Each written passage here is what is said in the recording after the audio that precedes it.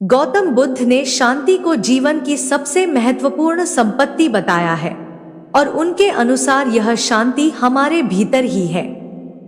चाहे समय कैसा भी हो, सुख का हो या दुख का, परिस्थितियां अनुकूल हो या प्रतिकूल, यदि व्यक्ति शांत रहना सीख जाता है तो वह हर परिस्थिति में संतुलन बनाए रख सकता है।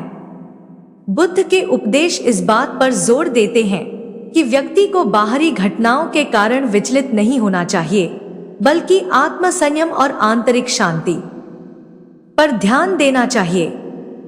बुद्ध का दृष्टिकोण, शांति का महत्व। गौतम बुद्ध ने शांति प्राप्त करने का मार्ग बताया, जो अष्टांगिक मार्ग और मध्य मार्ग के माध्यम से संभव है। उन्होंने समझाया कि हमारा मन स्वभाव से ही चंचल और अशांत होता है और इसे शांत रखने के लिए हमें अभ्यास करना चाहिए। बाहरी संसार में उथल पुथल होना स्वाभाविक है, लेकिन वास्तविक शांति हमारे अंदर होती है। यह शांति तब ही प्राप्त होती है जब व्यक्ति अपने भीतर की ओर देखता है और मन में उठने वाले विचारों को नियंत्रित करता है। बुद्ध कहते हैं कि बाहरी चीजों पर निर्भर रहकर शांति की खोज करना व्यर्थ है, क्योंकि यह अस्थायी होती है। स्थायी शांति केवल आत्मज्ञान से मिलती है। आत्मसंयम का महत्व। बुद्ध के अनुसार आत्मसंयम शांति की प्राप्ति का प्रमुख साधन है। जब व्यक्ति आत्मसंयम अपनाता है, तब वह बाहरी परिस्थितियों से विचलित नहीं होता और अपने मन पर नियंत्रण बनाए रखता है। आत्मसंयम का अर्थ है कि व्यक्ति अपनी इच्छाओं और लालसाओं पर नियंत्रण रखे और मोहमाया के चंगुल से बाहर निकले। व्यक्ति जब आत्मसंयम को अपनाता है, तब वह विपरीत परिस्थितियों में भी अपनी मानसिक स्थिरता को बनाए रख सकता है। इसका अभ्यास करने के लिए ध्यान, प्राणायाम और आंतरिक जागरूकता महत्वपूर्ण होते हैं, जो व्यक्ति को अपने मन को शांत करने में मदद करते हैं। ध्यान और मानसिक शांति। गौतम बुद्ध ने ध्यान को मानसिक शांति और आत्मज्ञान का महत्वपूर्ण साधन बताया। ध्यान के माध्यम से व्यक्ति अपने भीतर की अशांति को शांत कर सकता है और बाहरी दुनिया की घटनाओं से अलग होकर अपनी आत्मा के साथ जुड़ सकता है। ध्यान का अभ्यास व्यक्ति को सिखाता है कि कैसे वह अपने विचारों पर नियंत्रण रखे और अपनी भावनाओं को समझे। इससे व्यक्ति विपरीत परिस्थितियों में भी मानसिक शांति बनाए रखता है।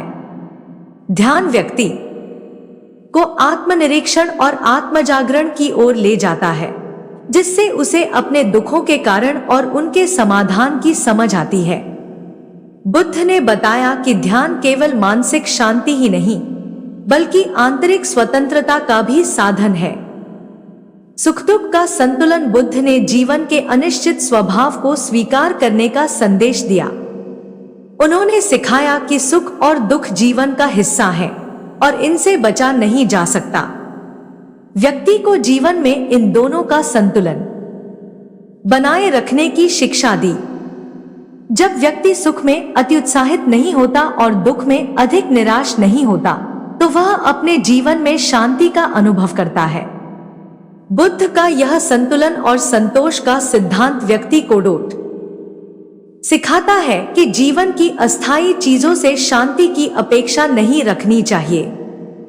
वैराग्य और तटस्थता का महत्व। गौतम बुद्ध के अनुसार शांत रहने का एक महत्वपूर्ण उपाय है वैराग्य और तटस्थता की भावना। वैराग्य का मतलब है कि व्यक्ति किसी भी चीज के प्रति आसक्ति न रखे। जब व्यक्ति इस बात को समझ लेता है कि सब कुछ अस्थायी है, तो वह किसी भी चीज में अत्यधिक रुचि नहीं लेता और न ही किसी चीज के खोने से दुखी होता है।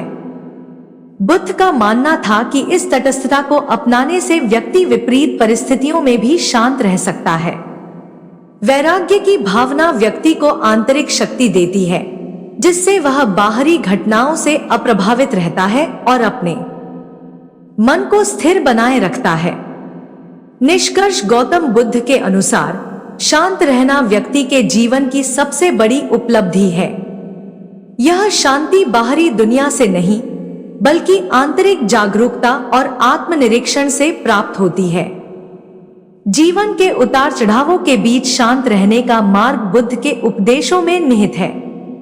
उन्होंने आत्मसंयम, ध्यान, वैराग्य और संतुलन का महत्व बताया है। बुद्ध का यह संदेश आज भी उतना ही प्रासंगिक है। शांत रहकर व्यक्ति जीवन की हर परिस्थिति का सामना कर सकता है और अपने अंदर स्थायी सुख और संतोष का अनुभव कर सकता है।